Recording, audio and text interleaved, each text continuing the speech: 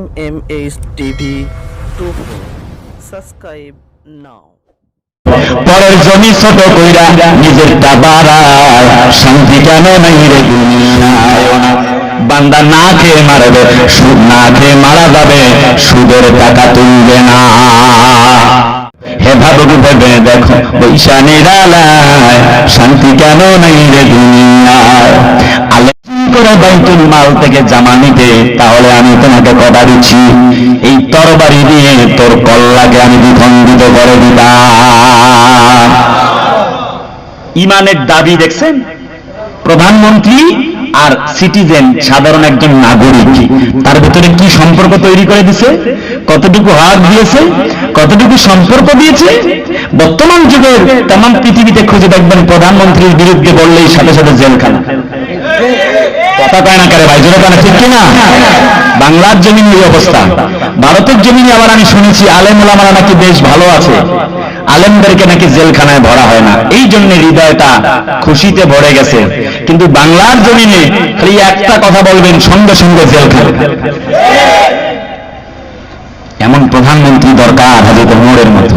দাও খোদা দাও আমায় আবার ওমর দারাজিদি, দাও খোদা দাও আমায় আবার ওমর দারাজিদি, দাও আলীর মতো বীর সেনানী, আলীর মতো বীর সেনানী জগাতে নিখিল,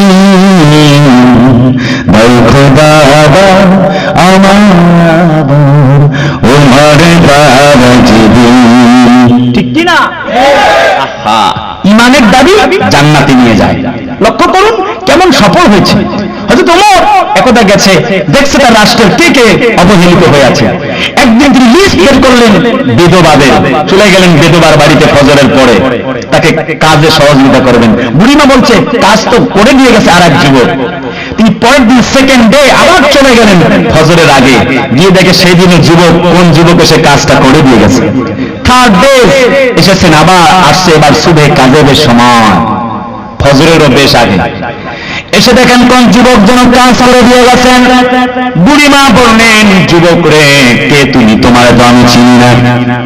আগন্তুক একজন অচেনা এক যুবক এসে আমার কার্যাবলী সম্পন্ন করে গেছে।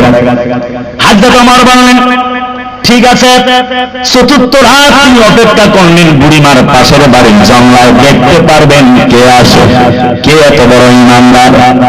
দেখতে পেলেন আর কেউ নয়, আসছে হযরতে আবু বকর রাদিয়াল্লাহু তাআলা আনহু, দাঁড়িয়ে আছে। গিয়ে সালাম দিলেন আর বললেন আবু বকর আমি চিন্তা করতাম বন্ধু তুমি হবে, আর কেউ হবে না। সুবহানাল্লাহ। হযরত আবু বকর রাদিয়াল্লাহু তাআলা আনহু বললেন ঠিক হ্যাঁ আমি এসে কাজ করে দিতাম।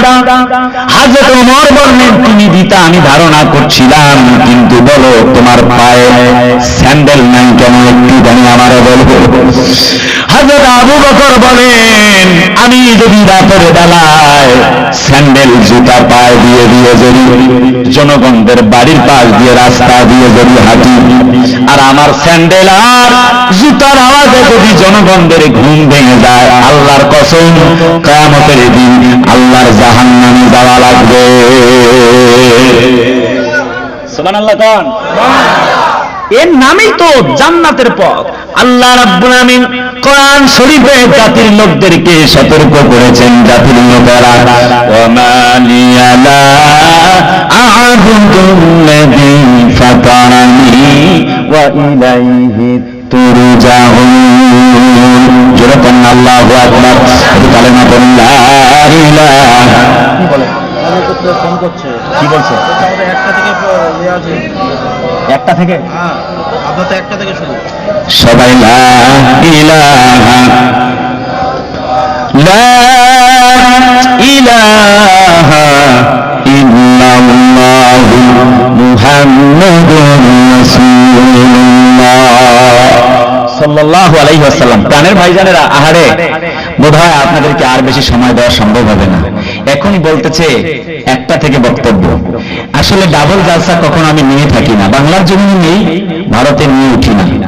আজকের প্রোগ্রামটা ওনারা একটু বাধ্য করেছেন। আমি মল্লিকপুরের মাদ্রাসায় মাহফিল করেছিলাম, ওনারা বাধ্য করে 1টা ঘন্টা আমার কাছে সময় চেয়েছে, তো 2টার পরে সময় দেওয়ার কথা, এখন আবার ফোন করে বলছে 1টা থেকে। যাই হোক দুঃখিত, তারপর আমি 5-10 মিনিট আপনাদেরকে হক আদায় করার চেষ্টা করছি। তবে কোরআনের আলোচনা 2 ঘন্টার বেশি করা উচিত নয়, ফজরের নামাজে আপনাদের কষ্ট হবে নিঃসন্দেহে, ঠিক না? রাসূলুল্লাহ অল্প সময় বক্তব্য দিতেন, সেজন্য আমি আপনাদেরকে সামারাইজটা এখন বলে শেষ করতে চাচ্ছি। একটু বুঝাইনি খুব দ্রুত, সেটা হচ্ছে হযরত আবু বকর কেমন ছিলেন প্রধানমন্ত্রী, ওমর কেমন ছিলেন প্রধানমন্ত্রী, আর আমরা কেমন।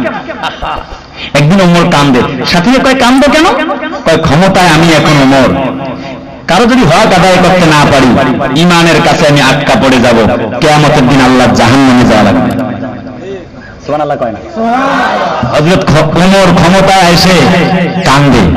বর্তমান যুগে, আমি আপনাদের দেশের কথা বলছি না, আমাদের বাংলাদেশে এই ক্ষমতা পাওয়ার জন্য কিছু মানুষ এসে ভোটের বাক্স পর্যন্ত চুরি করে, চরম বাস্তবতা। সাথীরা বলেন ওমর কান্দ কেন? হযরত ওমর বলেন এই জন্য কান্দি, আমার কওমের লোকেরা যদি না খেয়ে মারা যায়, একটা উট রাস্তায় চলতে যদি পড়ে যায়, রাস্তা খারাপ হওয়ার কারণে, রাস্তা ভাঙ্গা থাকার কারণে যদি পড়ে যায়, একটা পাখি যদি না খেয়ে মারা যায়, কিয়ামতের দিন আল্লাহর বিচার কাঠগড়ায় দাঁড়াতে হবে। এটা ঈমান, এটা কি ঈমান? আহা ভাইজানেরা, অবস্থা এমন, পেটে ভাত যাচ্ছে না, বান্দা এই চিন্তা করবে, আল্লাহ পাক বলেন লা তাকুলুর রিবা আযাফান মুদাফা, আল্লাহ বলছেন চক্রবৃদ্ধি হারে সুদ খাইও না।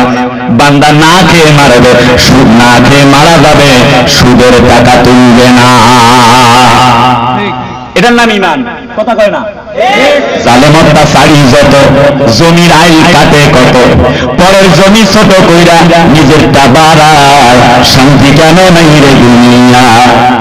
হে ভাবুক ভেবে দেখো, হে ভাবুক ভেবে দেখো, বৈশানীর আলায় শান্তি কেন নাই রে দুনিয়ায়।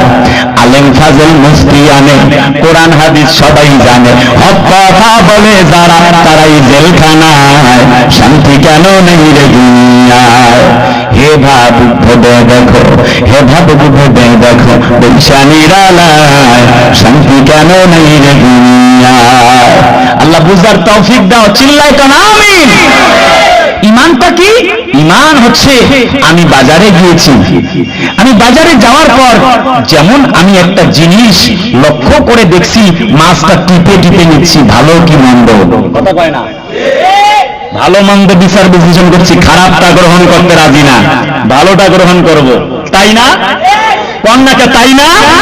ওয়া ইমতিসালু আওয়ামিরিল্লাহ ওয়াল ইসতিনাবু নাওয়াহিহি, অর্থাৎ যাবতীয় খারাপ কাজ থেকে বেঁচে চলা, ভালো কাজগুলি করা, তার মানে হচ্ছে এটা ঈমান। ঈমান বলছে তুমি সুদ খাইও না, তার মানে ঈমানদার যারা সুদ খাবে না তারা, ঈমানদার যারা জমির আইল কাটবে না তারা। আল্লাহ বলছে পিতামাতার অবাধ্য হইও না, তার মানে ঈমানদার যারা পিতামাতার অবাধ্য হবে না তারা। আল্লাহ বলছে ঘুষ খাইও না, তার মানে ঈমানদার যারা ঘুষ খাবে না তারা, ঠিক কিনা বলেন? এবার শিরিক, ঈমানদার যারা, আল্লাহ বলছে ইন্নাল্লাহা লা ইউশরাক বিহি, আল্লাহ বলছে ইন্নাল্লাহা, আল্লাহ তাআলা নিশ্চয়ই এই কথা বলছেন, লা ইয়াগফিরু আন ইউশরাকা বিহি, তোমরা শিরিক কইরো না আল্লাহর সাথে, তার মানে ঈমানদার যারা আল্লাহর সাথে শিরিক করবে না তারা। এই কথা বলেন না কেন, জোরে বলেন, ঠিক কিনা বলেন? হক্কানি পীরদের কাছে যান, ভালোবাসেন, হাদিয়া দেন, কোরআন শেখেন, হাদিস শেখেন, আপত্তি নাই, কিন্তু যেই মাজারে সিজদা চলে সেই মাজার ভেঙে তছনছ করে দাও। আল্লাহ ব্যতীত কারোর কদমে সিজদা চলবে না, চলবে না, চলবে না। সময় কম, আল্লাহ হাফেজ, কথা অনেক লম্বা, কিন্তু আমি আজকের জন্য একটু মাপ চাচ্ছি। আমি চেয়েছিলাম আপনাদেরকে হয়তো আরো কয়েক মিনিট কোরআনের রঙে রাঙাবো, কিছু কথা শোনাবো। This is the book where there is no doubt in the holy Quran, আল্লাহর কিতাব, এতে কোনো সন্দেহ নাই। সেই কোরআন থেকেই কিছু কথা আমি আপনাদেরকে শুনিয়েছি। এই কোরআনের কথাগুলি মানবেন, the original book in the world, এই পৃথিবীতে একটাই মাত্র শ্রেষ্ঠ কিতাব, যার নাম কোরআন। অর্থাৎ কোরআন মানবে যারা, মুক্তির মঞ্জিল আল্লাহর জান্নাত পাবে তারা। কোরআনে যা আদেশ করেছে তা মানবেন, যা নিষেধ করেছে তা বর্জন করবেন। এটি আমার অনুরোধ। This is my request. I would like to request of my heart. ব্যাস, আমি আপনাদেরকে বলছি, কোরআন বলছে পিতামাতার খেদমত করো। ওয়া ক্বাদা রাব্বুকা আল্লা তা'বুদু ইল্লা ইয়্যাহ। তোমার মা বাপের স্থান আমার পরে। তুমি তোমার মা বাপের সাথে উফি ওয়ালা তানহারহুমা, মা বাপকে ধমকের স্বরে কথা বলো না। নিষেধ, নিষেধ, আল্লাহ নিষেধ। তার মানে মা বাপকে ধমক দিয়ে কথা বলতে পারবা না, এটাই ঈমান। আল্লাহ বলছে আকিমুস সালাত, নামাজ কায়েম করো। তার মানে মুমিন যারা মসজিদে গিয়ে সালাত আদায় করবে। ভাইজান, লাস্ট কথা, finishing. I would like to request of my heart, আমার হৃদয় থেকে অনুরোধ, আর যাই করেন প্লিজ প্লিজ, ভারতবাসী, নগরহাটবাসী, উত্তরা আধানগরবাসী, আল্লাহ রাস্তায় নামাজটা পড়বেন। দুইটা হাতে ধরি, পায়ে ধরি, প্লিজ নামাজটা পড়েন। পড়া যাবে? পড়া যাবে? যদি আপনি হেঁটে হেঁটে মসজিদে না আসেন নামাজের জন্য, একদিন ঠিক ওই মসজিদের যে খাটিয়াটা, খাটলাটা, সেটা আপনার বাড়িতে হাজির হয়ে যাবে। অতএব সাবধান, মাটির উপরে যত ভালো কাজ করবেন, মাটির নিচে ঠিক ততটাই ভালো থাকতে পারবেন। এই দুনিয়া কাউকে জায়গা দেয় না। এই দুনিয়া আমার বাবাকে থাকতে দেয় নাই, এই দুনিয়া আমার দাদাকে থাকতে দেয় নাই, এই দুনিয়া আমার ভাইকে থাকতে দেয় নাই, এই দুনিয়া আমার খালুকে থাকতে দেয় নাই, এই দুনিয়া আমার খালাকে থাকতে দেয় নাই, এই দুনিয়া আমার বন্ধুকে থাকতে দেয় নাই, এই দুনিয়া আমাকে থাকতে দেবে না, এই দুনিয়া তোমাকে থাকতে দেবে না।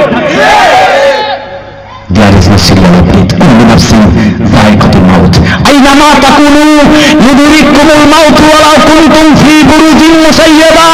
হামান, খামান, সামান, ফিরাউন, সাদ্দার, কত বড় বড় রাজা বাদশা ছিল। মৌতুকা আছেন কুল্লু নাসেন শারিবুন, কবরু বাইতিন কুল্লু নাসেন দাখিলুন। সবাইকে কবরে দাখিল হতে হয়েছে, কেউ থাকতে পারেনি। ভাইজানেরা, নামাজবিহীন আযান, সেটা ছিল আপনার আমার জন্মের আযান। আর আযানবিহীন নামাজ, সেটা হবে আপনার আমার জানাজার নামাজ। ভাই, যেহেতু চলে যেতে হবে, this is the circle of life, এটা জীবনের একটা অধ্যায়। চলে যেহেতু যেতেই হবে, যেহেতু চলে যেতেই হবে, যদি না যাওয়া লাগতো কথাটা ভিন্ন ছিল। যেহেতু যেতেই হবে, মাস টু ডাই, মরাই লাগবে। অতএব আল্লাহ রাজি খুশি করেন।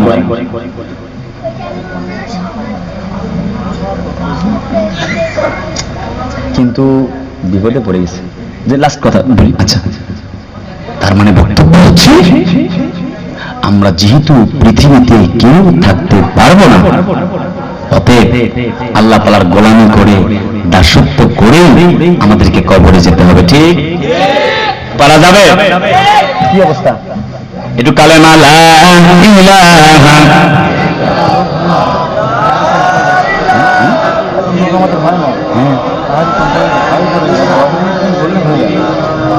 মানে এখনো তাবারক তৈরি হচ্ছে।